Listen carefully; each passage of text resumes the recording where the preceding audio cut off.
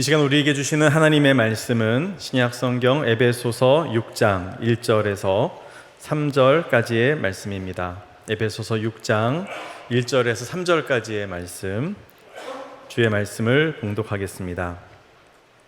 자녀들아, 주 안에서 너희 부모에게 순종하라. 이것이 옳으니라. 내 아버지와 어머니를 공경하라. 이것은 약속이 있는 첫 계명이니 이로써 내가 잘되고 땅에서 장수하리라. 아멘. 여러분 추석 명절 어떻게 잘 보내셨습니까? 네. 모두가 예수님을 믿는 가정 같으면 추석에 다 모여서 가정예배 순서제 펼쳐놓고 하나하나 짚어가면서 은혜 가운데 예배를 드렸으리라 생각합니다. 그런데 이 명절이 될 때마다 참 힘겨운 분들이 계시죠. 가정 안에서 믿지 않는 분들이 계시고 또 제사를 지내는 그런 가정 가운데 있는 분들은 참 그리스도인으로서 입장에 난처하고 또 그 속에서 좀 힘든 시간들을 보낼 경우들이 있습니다. 사실 우리나라는 이 유교 문화 속에 뿌리 깊이 이 마음을 두고 있기 때문에 그래서 참 이 제사라고 하는 부분, 이 부분이 효하고도 연결이 되는 그런 개념들을 가지고 있지 않습니까? 사실은 제사의 예식 가운데 보면 이제 돌아가신 조상의 조상에 대한 어떤 감사만을 고백하는 것이 아니라 그 조상들이 이제 귀신이 돼서 온다, 이런 개념을 가지고 예배를 드리는 이제 그런 제사의 예식이기 때문에 우리나라 초기 기독교의 선교사님들이 처음에는 이제 제사 의식을 보고서 그냥 조상에게 예를 표하나 보다 이렇게 생각을 했다가 그 내용을 들어가 보니까 이게 아니구나라는 것을 깨닫고 이것을 금지하는 이런 일들이 있었죠. 자, 그래서 우리 기독교인들은 이 조상에 대한 제사를 이제 우상 숭배이기 때문에 이제 드리지 않습니다. 이제 이런 이유로 인해서 우리나라 사람들 가운데서는 이제 교회 다니는 사람들은 부모도 없다, 조상들을 무시한다, 이런 생각을 가지고 무척 우리 기독교인들의 부모에 대한 마음들을 터부시하는 이제 그런 경우도, 폄훼하는 경우들이 많이 있습니다. 하지만 사실은 그렇지 않죠. 성경에 보면 또 우리 기독교의 교리 안에서도 부모에 대한 효도와 공경은 성도로서 마땅한 것이고 반드시 해야만 하는 것입니다. 너무도 중요한 거죠. 다만 살아계신 부모님께 해야 한다라는 것이고, 돌아가신 분에 대해서는 우리가 예를 표할 수는 있지만, 그러나 제사를 지내면서 예배하고 하는, 이렇게 하나님을 대체하는 어떤 존재로서 대하는 것은 아니다, 이런 부분을 우리가 분명히 알아야 되겠습니다.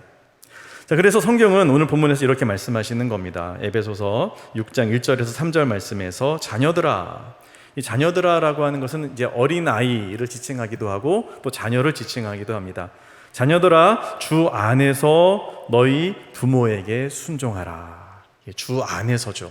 주님 바깥으로 나가는 어떤 우상 숭배라든지 제사를 강요하는 이런 부분들에 대해서는 우리가 따르지 말아야 됩니다. 그러나 주님 안에서라면, 그러면 우리는 부모님에게 순종해야 됩니다.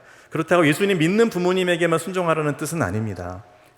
예수님을 믿던 믿지 않던 간에 우리의 부모님에 대해서 우리는 존경하고 존중하고 순종할 필요가 있습니다.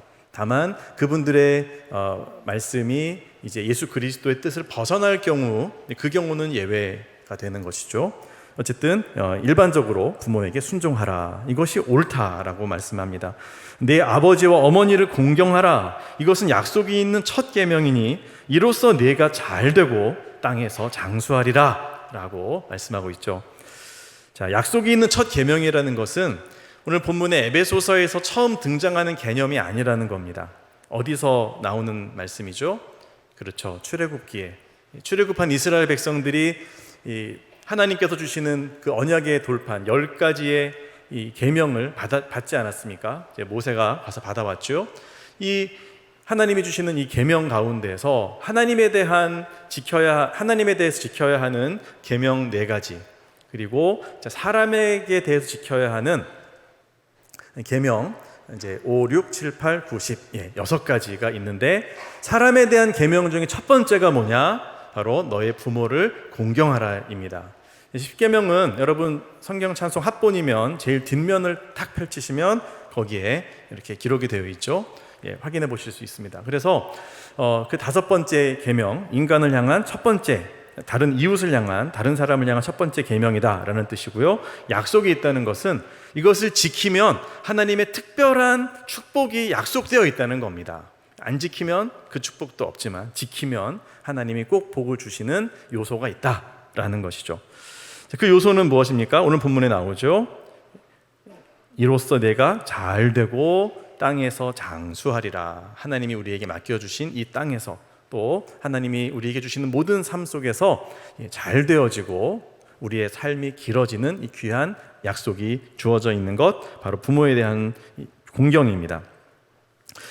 자, 부모님에게 공경하라. 자, 이 구절에서 공경이라고 우리말로 번역을 했는데 상당히 좀 유교적인 번역이다라고 지적하는 성경학자들도 있어요. 그런데 이제 이 헬라어로 이제 공경이라고 번역한, 우리말로 공경이라고 번역되어진 이 단어는 말씀드린 것처럼 그 시작이 어디예요? 출애굽기, 즉 히브리어로 기록된 공경이라고 하는 단어를 헬라어로 번역한 것입니다. 그러면 원래 의미는 히브리어를 보면 되겠죠. 카바드라고 하는 이 히브리어의 공경은 어떤 의미냐면요, 뜻이 딱 이겁니다. 무겁다는 겁니다. 무거워. 이겁니다. 근데 이 무겁다는 것을 어떤 대상을 향하여서 무겁게 대하라 라고 할 때는 어떤 의미가 되겠습니까? 그 대상에 대해서 귀중하게 여기고 존중하고, 그리고 그 존재를 정말로 무거운 존재로 여겨라, 이런 뜻이 되는 겁니다. 구약에서도 그렇고 신약에서도 이 공경이라고 하는 이 단어가 누구에게 대해서 공경하라라고 하냐면 제일 많이 나오는 것이 하나님입니다. 하나님을 공경하라, 경외하라 라고 했을 때 그 하나님의 행하심에 대해서 깨닫고 하나님을 가벼운 존재로 여기지 말고 우리를 향한 그 사랑과 그 은혜와 그 충만함의 깊이와 너비와 그 어마어마한 규모, 그 규모의 무게를 깨닫고 거기에 합당한 영광을 올리라 라는 그런 의미에서의 공경이죠. 자, 하나님을 공경해야 되고, 자, 그 다음에는요, 그 하나님의 대리자에 해당하는 분들을 공경해야 됩니다. 그 첫 번째 대상이 바로 부모님입니다. 왜 부모님이 하나님의 대리자입니까? 하나님이 우리를 창조하셨잖아요. 누구를 통해서요? 우리 부모님을 통해서 하나님의 창조가 처음에 아담과 하와 때만 이루어지는 것이 아니라 바로 내가 지금 이 자리에 있을 수 있도록 하나님께서 역사하셨다. 그렇게 하나님의 축복의 통로가 되어주신 부모님, 그 부모님을 하나님께 대하듯이 그렇게 귀중하게 여기고 공경하라라고 하는 그 말씀이 오늘 본문의 말씀인 것입니다. 그렇다고 해서 부모님을 하나님보다 더 위에 놓아서는 안 되겠죠. 하나님이 가장 공경해야 될 분이고 그분의 권위 아래에서 부모님에게 순종하라라는 겁니다. 그 외에도 영적인 지도자를 공경해야 되고요. 또 구약 성경 같은 경우 하나님이 세우신 왕, 그 그리스도의 주권을 상징하는 그 왕의 통치에 복종하면서 왕을 공경해야 되고, 또 신약 성경으로 가면 성도들을 공경하라라고 말합니다. 하나님의 성전인 성도들, 서로를 가볍게 대해서는 안 돼요. 그들 안에 임하시는 하나님의 영광을 보면서 무겁게 대해야 됩니다. 분위기가 무거워지라는 뜻은 아니에요. 서로를 그만큼 귀중하고 존귀하게 대하라. 자, 오늘 본문에서는 특별히 부모님에게 초점이 맞추어져 있습니다.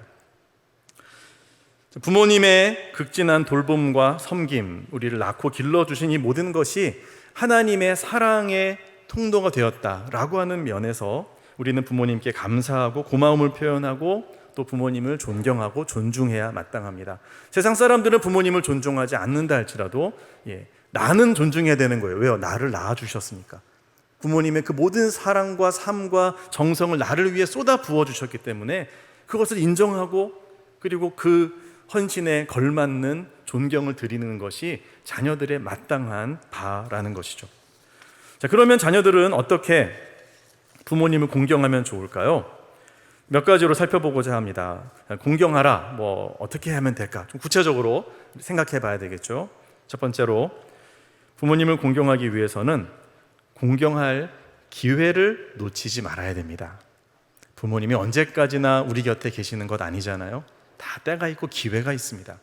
그 기회 놓치면 영영 다시는 공경할 수 있는, 섬길 수 있는 그런 시기를 우리가 얻지 못하는 겁니다.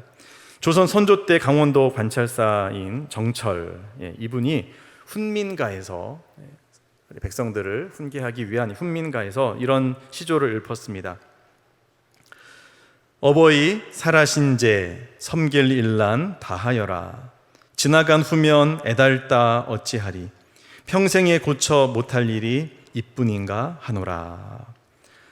부모님이 살아계실 때에 부모님을 섬기는 이 일을 다 하라는 것입니다. 돌아가시고 나면 아무리 슬퍼해도 어찌할 수 없다는 거예요. 다시는 부모님을 섬길 기회를 얻지 못한다. 살아계실 때 해라. 여러분, 이것이 지혜로운 성현들의 이야기입니다. 여러분, 그렇잖아요. 돌아가시고 나서 무덤을 화려하게 쓰고 세상 사람들 이렇게 제사 드린다고 하고, 아니 살아계실 때는 그렇게 부모님을 거들떠도 안 보다가 돌아가시고 나서 한다고 그럽니까? 이게 뭐가 순서가 바뀐 거죠. 살아계실 때, 부모님이 내 곁에 계실 때 그때 하라. 우리는 이 지혜를 가져야 됩니다. 시간이 언제까지나 나에게 기회가 주어지지 않는다는 거죠. 세월을 아껴서 부모님께 효를 다해야, 그래야 후회가 없습니다. 부모님께 드릴 수 있는 최고의 효가 무엇입니까? 예수님을 믿지 않는 부모님이라면 그분들께 생명의 주 예수 그리스도를 전해드려서 그분들이 천국에 가실 수 있게 하는 것, 사실 그거 이상의 효가 어디 있겠어요? 부모님에게 한 번도 전도해 본 적이 없다. 여러분, 그분은 아무리 다른 모든 걸 다 해드려도 부모님께 효도한다고 말할 수 없습니다. 그렇잖아요. 천국이 있는데 그걸 소개해드리지 않고 권면하지 않았다면 그건 정말 자녀로서 제대로 역할을 못한 것이라고 할 수 있습니다. 물론 부모님이 거부하실 수 있죠. 나는 됐다, 나한테 말하지 마라, 화내실 수도 있죠. 그렇다고 같이 싸울 필요는 없습니다. 그러나 부모님께 잘 말씀드리고 또 섬겨드리면서 언젠가 부모님 마음이 열릴 때까지 사랑과 섬김으로 복음을 전하는 것, 자녀들이 해야 할 바입니다. 자, 이렇게 하나님이 주시는 이 기회를 놓치지 말아야 되겠습니다. 두 번째로 부모님을 공경하는 방법은요, 마음에서부터 공경을 해야 됩니다. 자, 무겁다라고 하는 이 의미가 말해주듯이, 이 말이 의미하듯이, 자녀는 마음에서부터 부모님을 향한 존경과 사랑과, 그렇죠, 존중과 높이는 이 마음, 이 마음의 자세, 이 감정이 있어야죠. 나를 위해 희생하신 부모님의 인생의 무게를 인정해야 됩니다. 그래서 그분들이 하시는 말씀이 때로는 잔소리처럼 들리고 했던 말 또 하는 것 같아도, 그래도 나를 사랑해서 하시는 말씀이니까 새겨서 듣고 귀하게 여기고 귀찮아하지 않는 이런 자녀들의 마음의 자세가 필요하지 않을까요? 잠언 23장 22절에선 이렇게 말씀하십니다. 우리 함께 읽겠습니다. 시작. 너를 낳은 아비에게 청종하고 내 늙은 어미를 경히 여기지 말지니라. 아멘. 너를 낳은 아버지에게 청종하라. 귀 기울여 들으라는 겁니다. 그 전에 했던 말씀 또 하시는데 그래도 또 들으라는 거예요. 그리고 너의 늙은 어미를 경히 여기지 말지니라. 그 노모를 가볍게 여기고 그분의 말씀을 그렇게 무시하고 반박하고 그러지 말라는 겁니다. 이게 하나님의 뜻이에요. 자, 우리가 이런 하나님의 뜻을 알죠. 부모님 잘 모셔야지, 효도해야지, 그런 마음 사실은 우리 대한민국 사람들이라면 다 가지고 있을 거예요. 어려서부터 그렇게 사랑을 받고 컸는데 왜 없겠습니까? 그런데 문제는 뭐냐면 막상 부모님을 그렇게 공경하고 잘 대하려고 하는데 어려운 겁니다. 왜요? 계속 갈등이 생기거든요. 왜냐하면 부모님들이 연세가 들어가셔서 그렇습니다. 연세가 들어가실수록 더 좀 시야가 좁아지기도 하고 또 완고해지고 남의 말 안 듣고 잘 소통이 안 되고 막 이러다 보니까 자녀들의 마음에 막 상처가 생기는 거예요. 그리고 부모님을 위해서 했던 말들이 처음에는 그렇게 말을 시작했는데 나중에는 막 토론이 되고 막 싸움이 일어나고 참 이 어려움들이 있어요. 실제로 있죠. 제가 어느 그 카페에 보니까 이 딸과 엄마가 얼마나 친해요. 그렇죠. 그런데 이제 어머니가 이제 갱년기를 지나고도 막 노년기로 막 가면서 이 딸들하고 관계에서 막 트러블이 생기는, 이것 때문에 힘들어하는 이제 그런 글을 하나 보았습니다. 이제 이런 글입니다. 제목이 이거예요. 친정 엄마가 나이 들수록 너무 고집만 세지고. 이게 제목입니다. 내용이 이렇습니다. 그냥 대화가 안 통하네요. 사람과 대화하는 기분이 아니라 벽창호랑 대화하는 기분이요. 그냥 자기 주장만 하시고 남 의견을 듣지를 않아요. 그래서 3분 이상 통화를 하면 안 돼요. 차라리 시부모님이랑은 서로 조심하는데 친정 엄마는 정말 나이가 드실수록 점점 이상해져요. 자, 혹시 공감하시는 분 계십니까? 여기는 별로 안 계신 것 같은데 그 게시판에 밑에 댓글이 막 30몇 개가 달렸는데 거의 비슷한 얘기예요. 이런 이야기입니다. 혹시 우리 엄마인가요? 이거 무슨 내 얘기인 줄 알았어요. 눈물. 우리 엄마도 제가 20대 때는 둘도 없는 밤새도록 대화하던 친구 같았는데 코드도 딱딱 맞았고요. 그런데 어머님이 60대가 넘어가시면서 저희도 똑같은 그런 상황이에요. 기승전 나, 천상천하 유아독존 찬양하기만 바빠요. 어쩌다가 참다 못해서 입 바른 소리라도 하면 노발대발 난리가 나요. 어머니와 이렇게 싸우다가 나중에 후회할 것도 알아요. 아빠랑도 대화가 잘 안 됐었는데 아빠가 돌아가시고 아직도 후회하는 중이거든요. 그래서 웬만해서는 참으려고 하는데 그게 잘 안 돼요. 고집도 완전히 세서 말도 안 통하고 눈물. 자, 따님들이 이런 고민이 있더라는 거예요. 또 다른 분은 이렇게 적었어요. 쭉 그런 댓글들이 있고, 아, 정말 위에 분들 다 저의 자매들이신가요? 똑같아요. 말하는 상황이요. 눈물. 저 정말 괴로운데 저만 이런 거 아니군요. 위로받았어요. 정말 아침부터 저런 통화, 엄마와 그런 통화를 하고 나면 하루 종일 기분이 나쁘거든요. 그래도 나의 엄마인데 저라고 마음이 편하지는 않아요. 막 쏘아붙이고 나면요. 문제는 그러고 나도 또 도돌이표예요. 또 다른 분은 이렇게 적었어요. 네, 저도 20대만 해도 엄마랑 온갖 이야기 다 하고 재밌고 그랬어요. 그런데 정확히 제가 30 넘어가면서부터 저도 저렇게 됐어요. 또 그리고 어떤 분은요, 저도 나이 들면 그렇게 될까봐 두려워요. 뭐 이런 글도 적었어요.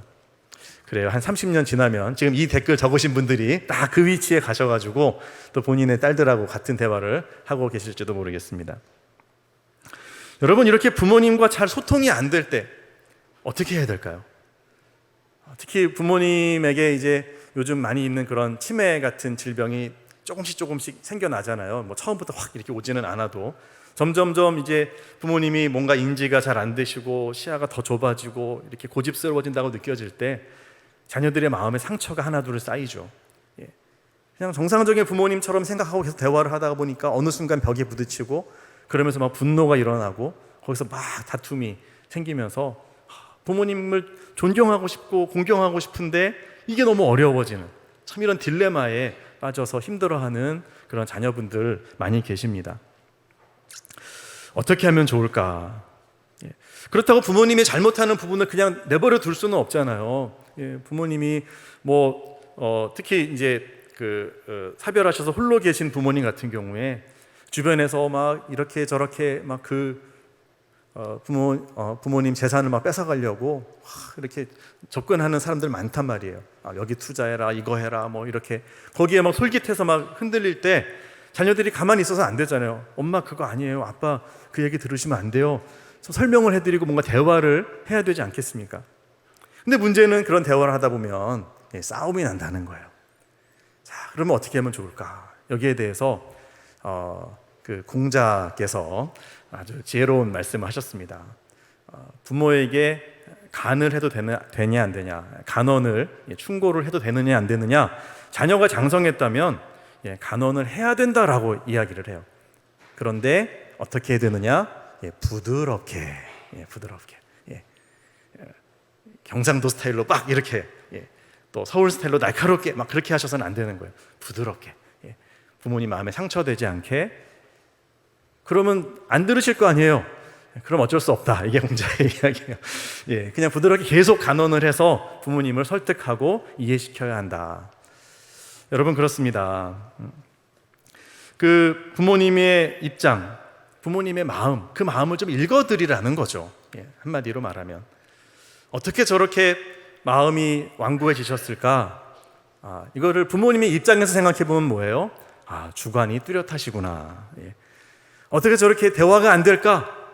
부모님 입장에서 보면 그동안 살아오시면서 많은 어려움이 있으셨나 보다. 왜 저렇게 나한테 요구만 하실까? 이거 해라 저거 해라. 나에게 효도할 기회를 주시는구나. 이렇게 부모님 입장에서 생각하고, 그리고 그 부모님의 마음을, 사실 부모님의 마음은 뭡니까? 자녀를 향한, 내가 내 자녀를 착취해야지, 이런 부모님은 거의 없잖아요. 뭡니까? 사랑이죠, 사랑. 그러니까 잔소리라도 한 번 더 하고, 그 100세 노모가 그 밑에 자녀에게, 할아버지 할머니인 자녀에게 길 건널 때 조심해라, 이런 말씀을 하시는 거 아닙니까? 사랑이죠.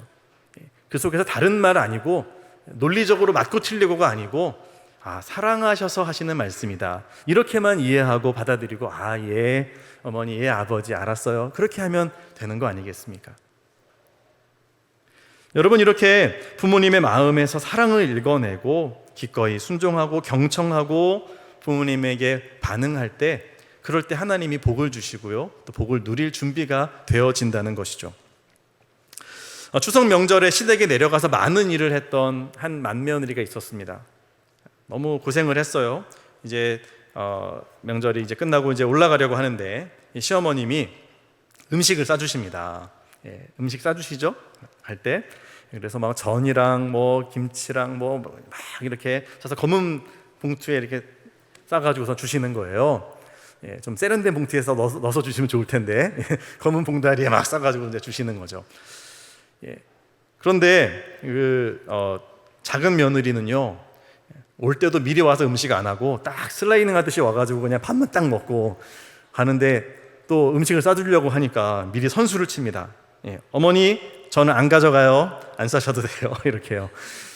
그러니까 어머니가 작은 며느리한테는 안 싸주시고, 큰 며느리, 착한 큰 며느리한테만 이제 딱 싸주시는 거죠. 큰 며느리가 어머니 감사합니다 인사하고 받아들고 나왔는데, 마음이 편치가 않는 거예요. 그리고 그 음식을 먹고 싶지도 않아요. 그렇잖아요. 기름에서 맡으면서 계속 전 부치고 있는데 그걸 집에 가서 또 먹고 싶겠어요. 그리고 마음은 또 어떤 일이 있었는지 막 마음이 불편해가지고, 그래서 이제 고속도로 휴게소에 당도했는데, 싸주신 거를 그냥 그대로 들어다가 쓰레기통에 넣었어요. 그리고선 이제 내려갔습니다. 올라왔습니다. 요즘은요, 고속도로 휴게소에서 차에 있는 쓰레기나 그런 거, 음식물 같은 거 여기다가 버리면 CCTV에 다 찍혀가지고 고발되는 거 아시죠? 그거 하시면 안 돼요. 네, 어쨌든 그렇게 버렸어요. 버리고서 막히는 귀향길 힘들게 올라와서 집에 도착을 했는데, 어머니한테 전화가 왔어요. 잘 도착했니? 그래서 며느리가 막 얼버무리면서 대답을 하는 거예요. 예 어머니, 지은 죄가 있어서 잘 도착했어요. 그래서 이제 한마디 더 하는 거죠. 어머니가 주신 음식 잘 먹고 있어요. 그냥 이렇게 얘기를 했어요. 그러자 어머니가 이렇게 말씀하셨어요. 그래, 맏며느리로 수고 많았다. 작은 며느리 눈치 챌까봐 몰래 넣어둔 300만 원으로 너희 먹고 싶은 거 사 먹고 옷도 하나 사 입도록 해라. 이 애미가 이 날품 팔아서 일해서 모아둔 돈이라서 5만 원짜리도 있고 1만 원짜리도 있고 5천 원짜리도 있을 거야. 잘 써라. 그러셨대요. 아들 부부가 놀래가지고 바로 차 몰고 바로 그 휴게소에 갔는데 이미 버스 떠났죠. 못 찾았습니다. 자, 이 아들 부부는 어머님이 싸주신 음식을 사랑으로 여기지 못하고 귀찮게만 여겼던 것 아닐까요? 그래서 어머님을 공경하지 않았음을 뒤늦게 후회했을 것 같아요. 연세 드신 부모님의 말씀하시는 그 고루한 스타일, 그 완고해 보이는 그 모든 부분들, 정말 마음에 안 드는 그런 면들이 있을지라도 그 중심이 다른 마음이 아니라 어쨌든 자녀를 향한 사랑이다. 이것만 동의할 수 있다면 그 자체만으로도 우리는 부모님을 존중하고 존경하고 공경해야 할 줄로 믿습니다. 부모님의 사랑, 이 사랑의 마음으로 인해서 묵직한 존경심으로 부모님의 말씀을 경청하고 거기에 반응하고, 그리고 공경할 때 바로 그런 마음이 복을 받는 출발점이 될 것입니다. 자, 세 번째로 어떻게 해야 되냐 하면요, 언어로서 부모님을 높여야 됩니다. 언어로서. 잠언 30장 17절 말씀입니다.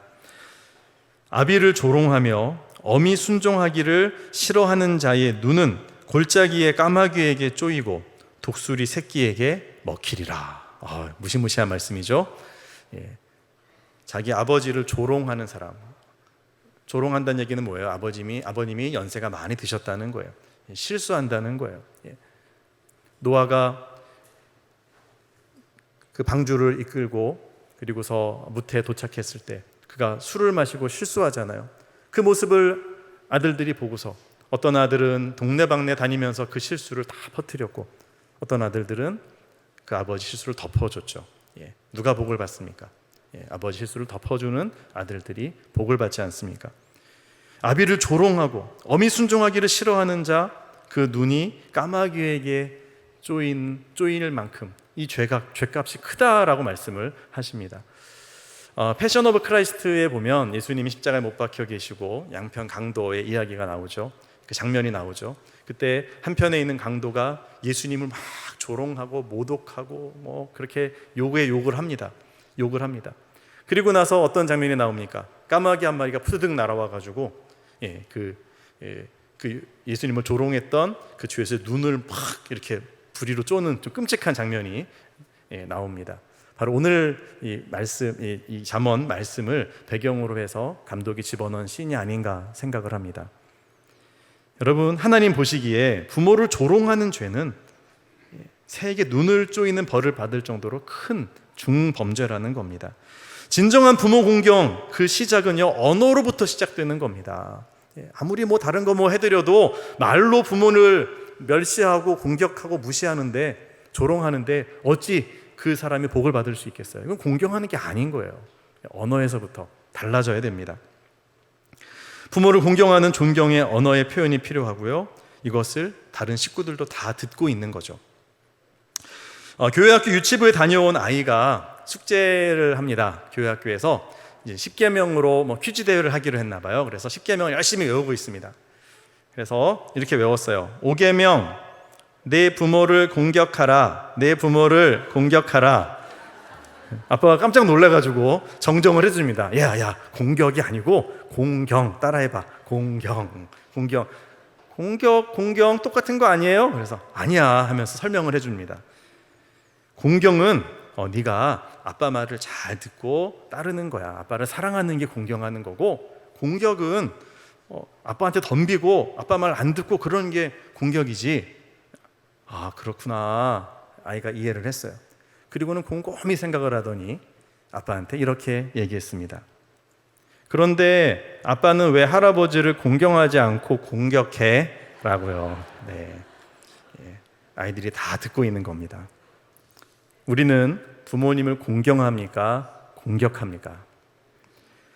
부모님을 향해 던지는 비수와 같은 분노의 말 한마디 한마디가 부모님에게도 그렇게 꽂힐 뿐만 아니라 우리의 자녀들의 귀에도 들린다는 겁니다. 그래서 그 자녀들의 부모 공경의 기준이 되고 영향을 끼치게 됩니다. 지금 내가 부모님에게 사용하는 언어가 고스란히 나중에 나의 자녀들이 나에게 그 언어로 대해도 괜찮으시겠습니까? 우리 입술의 언어에서부터 부모를 공경해야 할 줄로 믿습니다. 네 번째로 어떻게 공경을 하면 좋을까요? 우리의 섬김을 말로만이 아니라 이제는 행동으로도 옮겨야 되겠습니다. 부모님의 공경, 부모님을 향한 공경을 어떻게 행동으로 옮기면 좋을까요? 내 기준이 아니라 부모님 기준에서 부모님이 기뻐하실 효도를 하면 되겠죠. 설문조사를 했습니다. 부모님이 기뻐하는 효도 베스트 1, 2, 3 3위, 1위, 2위, 1위. 자, 3위가 뭘까요? 했더니요, 손자 손녀들의 재롱이래요. 자녀들이 결혼해서 아이를 낳아서 손자 손녀가 태어나고 그 아이들이 그냥 이렇게 눈을 깜빡깜빡하고 하품하고 이렇게 노는 그 모습이 할아버지 할머니 보기에 얼마나 좋은지요. 직접 자녀를 키울 때는 키우느라고 얼마나 예쁜지를 몰랐는데 이제 할아버지 할머니가 되고 나서 보니까 얘네들이 얼마나 귀여운지, 나를 닮은 우리 손자 손녀들 정말 눈에 넣어도 아프지 않을 것 같은, 그래가지고요 핸드폰에 막 다 저장해놓고 물어보지도 않았는데 사람들한테 다 보여주고 자랑하고 막 그럽니다. 그렇죠? 사랑에 빠지는 거죠. 여러분, 사랑에 빠진 그 할아버지 조부모님 또 우리의 부모님에게 손자 손녀들을 자주 데리고 가서 보여드리고 또 함께 할 수 있도록 하는 것, 이게 효도 아니겠습니까? 자, 그런 의미에서 저는 불효자입니다. 제가 부산에 있다 보니 참 아이들 크는 모습을 양가 어머님께 잘 못 보여드렸습니다. 저희 양가 아버님들은 벌써 돌아가셨고 어머님들을 각각 혼자 계시는데 참 아이들 크는 모습을 이렇게 멀리서만 보게 돼서 참 너무도 죄송한 마음이 큽니다. 이 자리에 계신 우리 젊은 부모님들, 자녀들 있으시다면 우리 양가 부모님께 자주 아이들 데리고 가서 함께 할 수 있는 시간 그렇게 드릴 수 있다면 그것이 너무도 귀한 효도다. 꼭 기억하시기를 바랍니다. 자, 2위가 뭐였냐면요, 용돈입니다. 용돈. 물론 돈이 좋아서 좋을 수도 있지만 이걸 통해서 부모님은 자녀의 사랑을 느끼죠. 자녀들이 나를 생각해 주는구나. 그리고서 또 특별히 받은 용돈과 보너스가 있으면 그렇게 또 동네방네 자랑을 하세요. 우리 아들이, 우리 딸이 이런 거 해줬다고 말이죠. 그리고 자녀가 둔 용돈을 안 쓰고 차곡차곡 모아서 목돈을 만들어서 다시 자녀에게 돌려주시는 그런 부모님도 계십니다.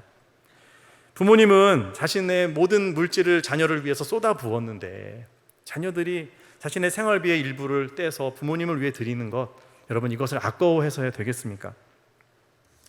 예수님도 이 부분에 대해서 언급을 하셨죠. 고르반이라고 여러분 들어보셨습니까? 고르반, 하나님께 드렸다는 뜻입니다. 랍비들은 뭐라고 가르쳤냐 하면 여러분들이 여러분의 집 또 토지를 하나님께 드리겠습니다라고 서약을 하면 여러분이 이제 죽고 나서 드리면 되는 거죠. 지금은 써야 되니까 못 드리고, 어쨌든 그렇게 서약을 했으면 이건 하나님께 드려야 되기 때문에 이거를 팔아서 부모님을 공양해서는 안 됩니다. 부모님 공양 안 해도 됩니다. 이렇게 가르쳤다는 거죠. 예수님이 이것을 날카롭게 지적하십니다. 너희가 사람의 전통으로, 너희들이 정한 법으로 하나님의 율법을 어기느냐, 하나님의 이 계명을 어기느냐. 자녀들의 마땅한 바는 무엇입니까? 부모님들의 생활을 책임지고 공경하는 것, 이것이라는 거죠. 자, 1등은 뭘까요? 1등, 부모님들이 제일 기뻐하시는 것. 여러분이 한번 맞춰보시죠. 1등이 무엇일까요? 설문조사 결과 자주 연락하는 겁니다.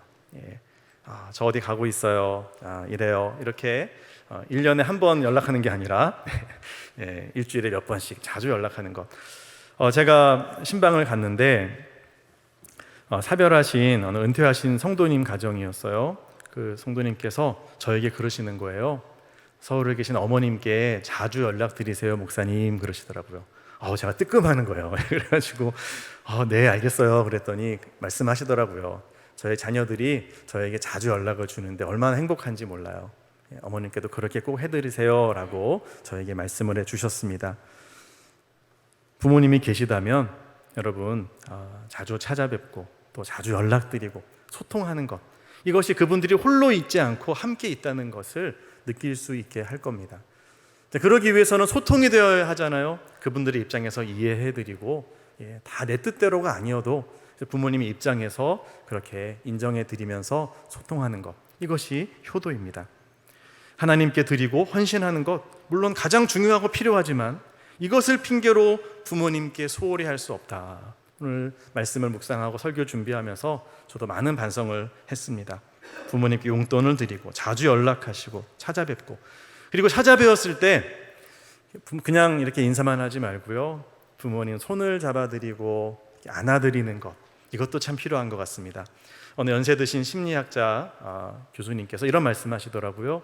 우리나라 사람들은 어느 민족보다도 어릴 때 이 아기를 부모님이 또 조부모님이 많이 안아주신다는 거예요. 발이 땅에 닿을 기회가 없을 정도로 계속 안아주고 업고 다니고. 우리나라 선교사님들이 와가지고 그 모습을 보고 깜짝 놀랐대요. 서양은 그 정도까지는 아닌데 말이죠. 그래서 그런가요? 우리나라 분들 가운데는 그렇게 외국의 예처럼 그렇게 막 이상한 돌발 행동을 하는 사람들이 적더라는 거죠. 사랑을 느끼고 체험하기 때문에. 근데 그 분이 하시는 말씀이 그거예요. 그런데 사춘기를 지나면서 부모와의 신체적인 접촉이 이제는 멀어지고 이제는 거의 없어지는 이제 그런 상황이 되어지고, 자, 그리고 나서 부모님이 이제 연세가 드시고 연로하시고 거동이 어려워지실 때 이제는 자녀들이 부모님의 손을 잡아드리고 안아드릴 차례입니다 라고 말씀하시더라고요. 그럴 때 사랑을 느끼고 위로와 용기를 얻으신다는 거죠. 여러분, 부모님이 생존해 계신다면 찾아가셔서 손잡아드리고 안아드리고 그렇게 사랑한다고 말씀드리는 우리 모두가 되었으면 좋겠습니다. 이처럼 부모님을 공경하면 복이 약속되어 있다 그랬죠. 어떤 복입니까? 이 땅에서 잘 되고 장수하리라. 자, 과연 이 복이 이루어질까요? 라고 묻는 분들이 계십니다. 물론 이것은 자판기처럼 동전을 딱 넣으면 나오는 그런 결과는 아닐 겁니다. 원리가 그렇다는 거죠. 왜 복을 받을까요? 생각해보면 이해가 됩니다. 보세요. 앞서서 인생을 경험한 부모님, 그 부모님을 진심으로 존경하고 존중하면서 귀담아 듣는다면, 그러면 시행착오를 줄일 수 있지 않겠습니까? 부모님이 말씀하십니다. 내가 하나님 제대로 안 믿고 방탕하고 다니다가 이렇게 고생을 하고 이렇게 집안 살림을 다 망가뜨리고 이렇게 했는데 이제 돌아왔다. 너희는 그러지 마라. 하나님을 경외해라. 귀담아 듣고 네, 알겠습니다. 굳이 그 방황을 경험할 필요 없잖아요. 그 부모님의 교훈과 훈계 귀담아 듣는 것입니다. 그리고요, 하나님이 또 복을 주시기 때문에 복된 것입니다. 본문의 말씀처럼 하나님은 부모를 공경하는 자녀가 이 땅에서 복되게 하시는 거죠. 저희 아버님 같은 경우에 사실은 일찍 소천하셨습니다. 이제 환갑을 지나고 바로 이제 병을 얻으시고 6개월 만에 돌아가셨기 때문에. 자, 그런데 여기에 대해서 저희 어머니는 사실은 하나님께 불만이 많아요. 왜냐하면 저희 아버지는 정말 효자이셨거든요. 저희 할아버지 할머니를 극진히 모셨고 정말 최선을 다했는데 성경에 장수하리라 그러는데 어떻게 이렇게 빨리 하나님 데려가십니까? 이거 말도 안 됩니다 하면서 하나님께 한동안 계속 항변을 하셨어요. 근데 제가 이제 와서 이렇게 돌아보니까 하나님이 또 그렇게 이 말씀대로 안 하신 건 아니다, 이런 생각이 듭니다. 왜냐하면 아버님이 그 짧은 질병의 기간 동안 사실은 신앙이 어마어마하게 성장하셨거든요. 그전에는 교회 장로님까지 받으셨지만 그렇게 깊이 기도하고 그렇게 하나님을 의지했던 모습은 아니었어요.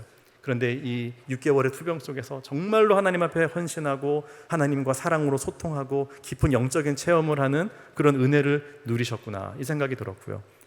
또 그러고 보니까 저희 어머니도 그렇게 성령의 특별한 은혜들을 입으셨고 저도 그랬고 또 저희 가정의 아이들에게도 하나님이 특별한 은혜로 찾아오시는 걸 보면서 이게 그냥 우연은 아니다.